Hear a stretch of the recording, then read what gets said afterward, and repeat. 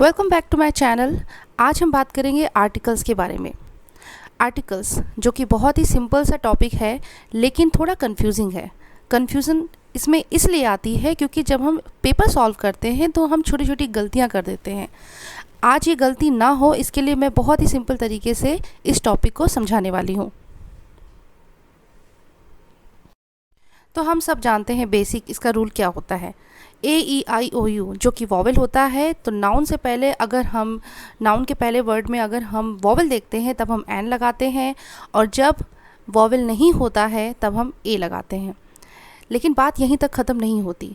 यही गलती हो जाती है जब हम कोई एग्जामिनेशन या फिर किसी कंपटीशन में बैठते हैं और वॉवेल के आर्टिकल से रिलेटेड क्वेश्चन को हम जब सॉल्व करते हैं तो यहीं पर मिस्टेक होती है, यहीं पे हमारे नंबर कट जाते हैं। इसको हम और अच्छे से समझेंगे ताकि कहीं पर आप इसकी गलती ना कर सकें। So basically articles are based on a sound. पूरी हिसाब से आप साउंड्स के हिसाब से ही इसको सॉल्व करिएगा।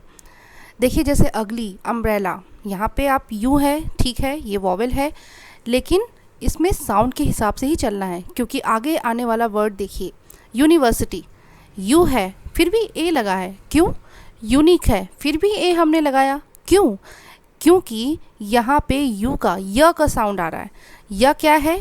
या एक वॉवेल नहीं है, तो यहाँ पर हम ए लगाएंगे। इस बात का हमेशा याद रखिएगा, साउंड के हिसाब से ही इसको सॉल्व करिएगा। चलिए कुछ और एग्जाम्पल से इसको समझते हैं।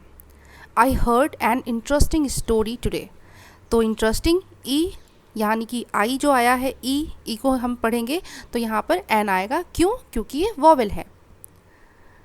Next is Priya will buy a small gift for a birthday party. तो स्मॉल स क्या है? स एक कॉन्सोनेंट है, तो यहाँ पे ए। नेक्स्ट इज, ये इसको ध्यान से देखिएगा, look an ambitious man is hair.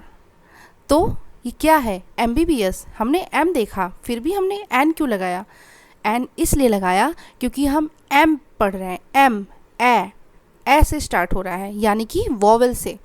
इस चीज़ को हमेशा याद रखिएगा, जहाँ पे वॉवेल आपके साउंड से आए तब हम एन लगाएंगे साउंड से, और जब साउंड से आपका कॉन्सोनेंट आए तब हम ए लगाएंगे।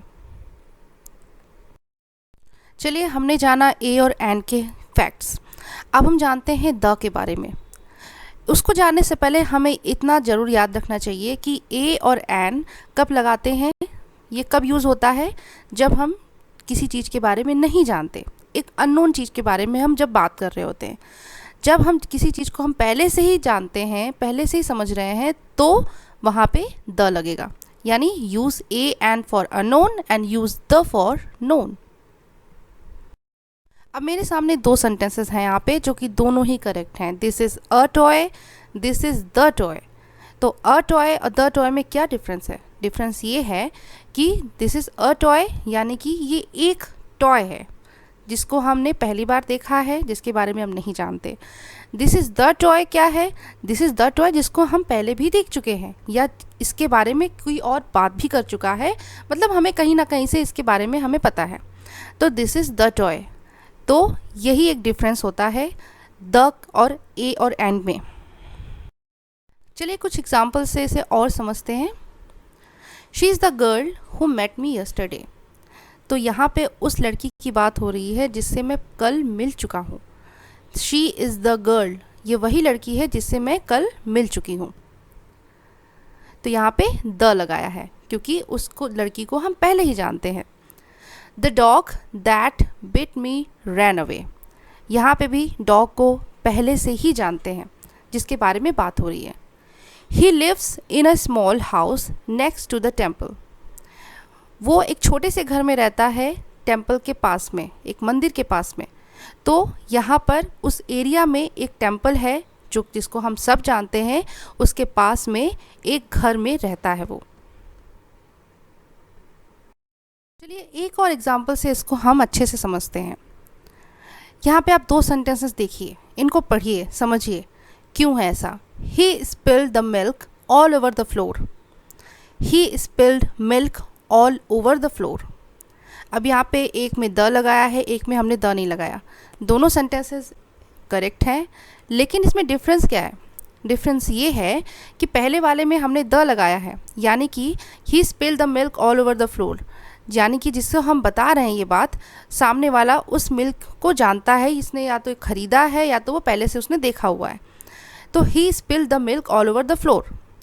Next, he spilled milk all over the floor, जिसको लिसनर नहीं जानता कि कौन सी मिल्क के बारे में बात हो रही है।